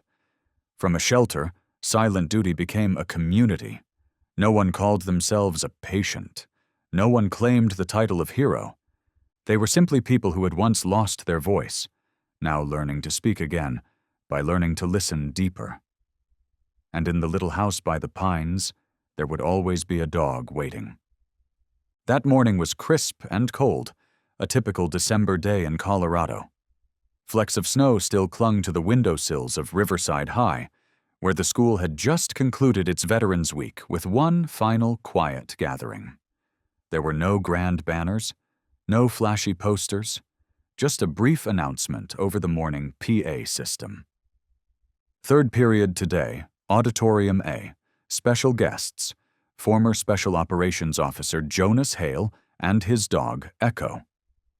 Not many students recognized the name. Though his story had once appeared in newspapers, it wasn't exactly the kind of thing that held their attention. Not at that age, when interest was often reserved for the dramatic, the rebellious, or whatever was currently trending. And what was so special about a man in a wheelchair, accompanied by an old dog? Yet, when Jonas was rolled into the center of the auditorium, Echo walking beside him like a breathing shadow, the entire room fell silent. No one had asked for quiet. There was no bell, no command. It was simply that their presence had a gravity that made everyone stop. Jonas halted his chair just before the small stage. Echo didn't follow him up. He lay down beside the wheels, as though used to staying outside the spotlight, but never outside the moment. A teacher gave a brief introduction, a few short lines about battlefields, injuries, and an organization called Silent Duty. Then she stepped back, leaving the space to him. Jonas didn't stand. He couldn't. He didn't take the microphone either. He didn't need to. Instead, he opened a notebook resting on his lap and flipped to a printed page. On it were the words, "Hi, everyone. I can't say much, but Echo can." He looked down. Echo raised his head, as if understanding. Jonas tapped his fingers twice on his leg, an old signal. Echo stood up and stepped onto the stage. He didn't perform. He didn't do tricks. He simply walked down the aisles, gently pressing his nose into the hands of each student. The room remained silent, but not from curiosity this time. Something else was being felt, something that didn't need language. And then, one student whispered, "We're listening," in a different way. No lecture echoed through the hall, no slides, no chalkboard notes. The only thing moving was Echo. He walked between the rows like a quiet breeze, one that didn't muss your hair, but made everyone turn their heads. A boy sitting near the door stared at his worn-out sneakers, eyes downcast, avoiding all contact, until Echo nudged his clenched hand. The boy flinched. Then, slowly, he opened his fingers. Echo didn't ask for treats, didn't beg to be petted. He just stood there, silent, steady. A girl in an oversized hoodie, dark circles under her eyes from too many sleepless nights, tried to avoid the teacher's gaze. But when Echo came close, she looked up. For the first time that morning, something softened in her expression, as if she had finally been seen for something no one else had noticed in a long time. At the center of the room, Jonas remained still. He didn't write, he didn't move, he just watched and smiled, a small, fleeting smile, the kind that comes from someone who has grown used to the kind of silence that deserves to be heard. A few students in the front row began whispering to each other. Not to joke, but to ask, quietly, the kind of questions they didn't know how to say out loud. "He's not speaking, but I understand. That dog feels like someone I always wished I had in my life. I don't know why, but I feel like it knows I've been sad before." No one mentioned war. No one spoke of trauma or diagnoses. And yet, somehow, Jonas and Echo had already done so, in the quietest way possible. A teacher quietly wiped their glasses. A librarian stood near the back doors, clutching a notebook so tightly their knuckles had turned pale. A boy from the sports team, normally loud and full of swagger, now sat completely still, his hand resting on his thigh, eyes following Echo the entire time. There was no need to retell stories from the battlefield, no need to reopen wounds, no need to show emotional videos. All it took was Jonas sitting there, and Echo, walking with calm steps, as if moving through every unspoken sorrow in the room. This session felt unlike any lesson before. There was no discussion, no debate, no raise your hand to speak. Not until Echo returned to Jonas's side, laying down as before, his head gently leaning against Jonas's leg, did the room begin to stir again. A student furrowed their brow, as if trying to grasp something that no textbook had ever taught. Then, a girl slowly raised her hand, very gently, almost as if asking the room for permission just to speak. The teacher nodded. She stood up. Her long black hair fell over her narrow shoulders.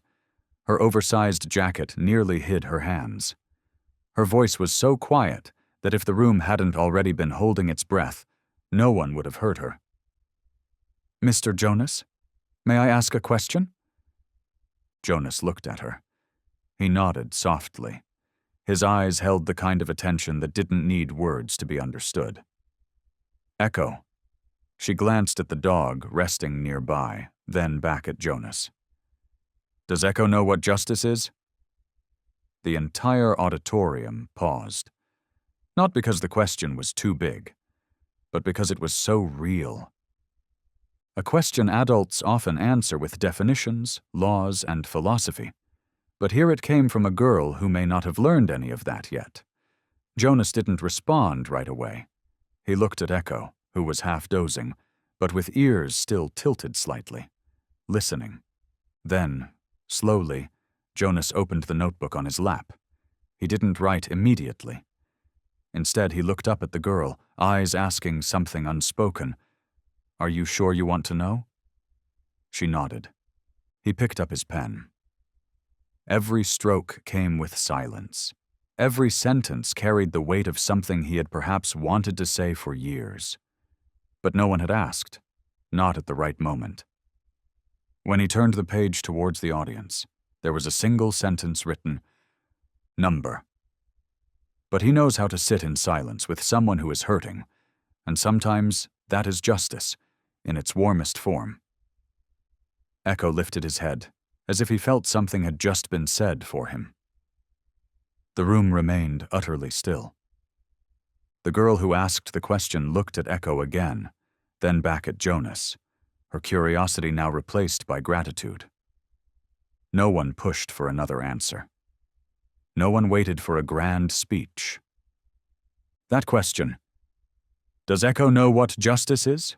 had already found its answer in the silence that followed. Jonas looked around the room. Faces still young, maybe naive, but far from indifferent. In their eyes wasn't admiration for a hero, but attention for someone who was wholly present. He smiled. A real smile.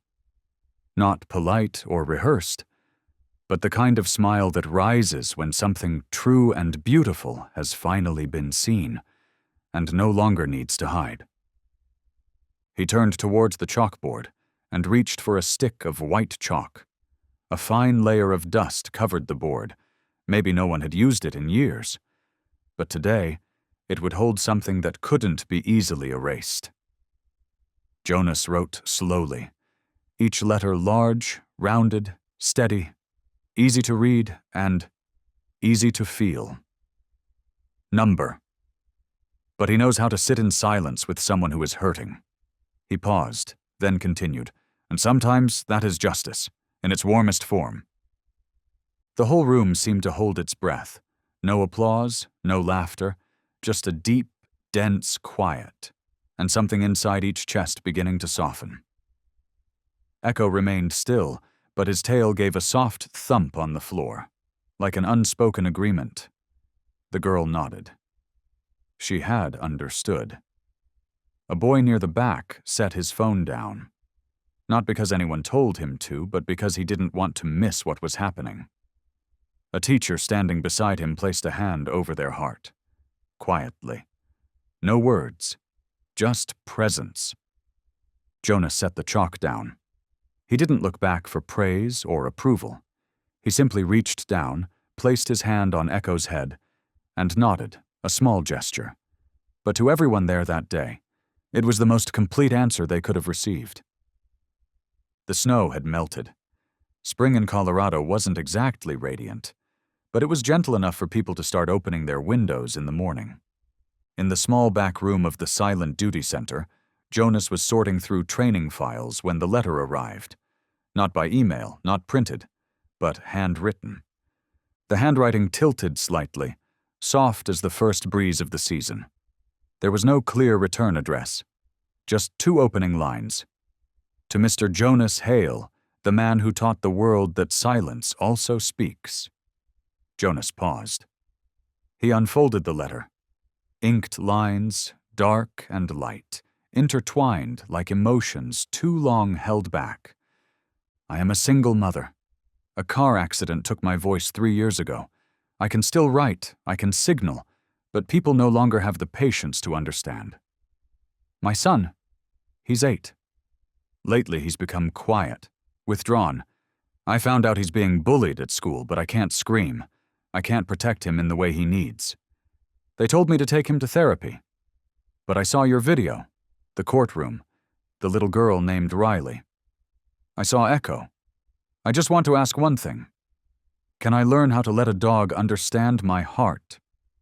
Jonas set the letter down on the table. In front of him, morning light slanted through the window, casting soft shadows across Echo's back, the shepherd still half asleep after a long day of training. He didn't need to think long. He didn't need to search for words. In that gentle light, Jonas understood, the question wasn't asked to be answered. It was searching for a door, a place where someone wouldn't be pushed aside just because they no longer had a voice. Jonas didn't respond right away. He left the letter on the desk, beside Echo's old military collar, the one still etched with his former service number. The room was quiet, but not empty. Every corner, every photograph on the wall, every shifting shadow as the light moved, all whispered stories of people who once came here with fractured hearts and tired eyes. They weren't looking for pity. They were just hoping someone would stay. 3 days later, as early sunlight brushed softly across the porch, Jonas reached for a fresh sheet of paper. His handwriting was steady, firm, nothing ornate, but filled with a quiet strength, like a calm breath at dawn. You don't need a voice. You only need a living being willing to stay with you, even when the world no longer believes you. Not because it understands everything you've been through, but because it won't walk away when you no longer have the strength to explain. If you're ready, we are here. Not to teach you how to command, but to help you relearn how to be heard. He folded the letter and tucked inside a black and white photo. Echo standing beside a former soldier, a man who once couldn't bring himself to touch another living creature after the war. In the picture, those same hands now rested gently on Echo's head, and Echo, as always, simply lay there, silent but understanding. Jonas sealed the envelope, placed a stamp, and dropped it in the mailbox. No need for a return. No bold name on the outside. He only hoped, if that letter reached her, and if there was a child somewhere behind a window watching and waiting for a sign that the world could be safe again, then this place, Silent Duty, would be the beginning. The sky darkened, as if the afternoon slowed down to make room for something quieter, something deeper. Jonas sat on the old wooden porch of the little house, the one that had once marked the start of a journey back to life. Beside him, Echo lay still, his head resting on Jonas's left foot. The fireplace inside crackled gently. Its light spilled through the window, stretching into a golden band that wrapped around them like an embrace that needed no movement. Echo didn't sleep. His ears remained perked, his eyes half open, not out of fear or vigilance, but because he was waiting. A quiet waiting without command, name, or purpose. Just the instinctual rhythm of a soul who had once guarded the threshold between life and death, and was still doing so. Each tiny sound, the fall of a dry leaf, the breeze slipping through the fence, the gentle beat of wings against the roof, made Echo tilt his head slightly, as if conversing in a language no one had ever taught him, but one he had known long before learning how to bark. There, beside Jonas's feet, he was no longer just a dog who once saved a man's life. He was a part of what had never been spoken aloud. He stood as a symbol for those who had lost their voices, yet still found the courage to stay. Jonas leaned down, resting his hand gently on Echo's head. No signals, no glance exchanged. Echo closed his eyes, not because he was tired, but because he trusted that if any cry for help ever echoed through the night again, he would hear it. As the last light of sunset spilled across the porch, the shadows of Jonas and Echo stretched across the steps, blending together as if they had never been separate. And in that quiet place, without a podium, without laurels or applause, a man without a voice and a dog with no need for words were still there, still guarding a trust that had never truly disappeared. Because some doors only open when someone is patient enough to sit outside and wait. And some calls can only be heard by those who listen with their entire being. The story of Jonas and Echo was never about greatness. It was a story of perseverance, of a man who had once lost everything, and of a dog who never left. They never fought to be recognized. They simply stayed, silently, steadfastly, in a world still filled with doubt, where silence often weighed more than noise. The German Shepherd, known not just for its intelligence or strength, but for something far less teachable, the heart of a creature who chooses to stay by a human's side, even when no one asks it to. Echo embodied that loyalty, a living proof of connection beyond words, of healing born from wounded souls. In a world that often shouts too much, sometimes what we need most isn't advice or logic. It's a quiet presence, a pair of eyes that never stop watching, a breath that remains even when we tremble, when we break, when we no longer have a voice to call our own.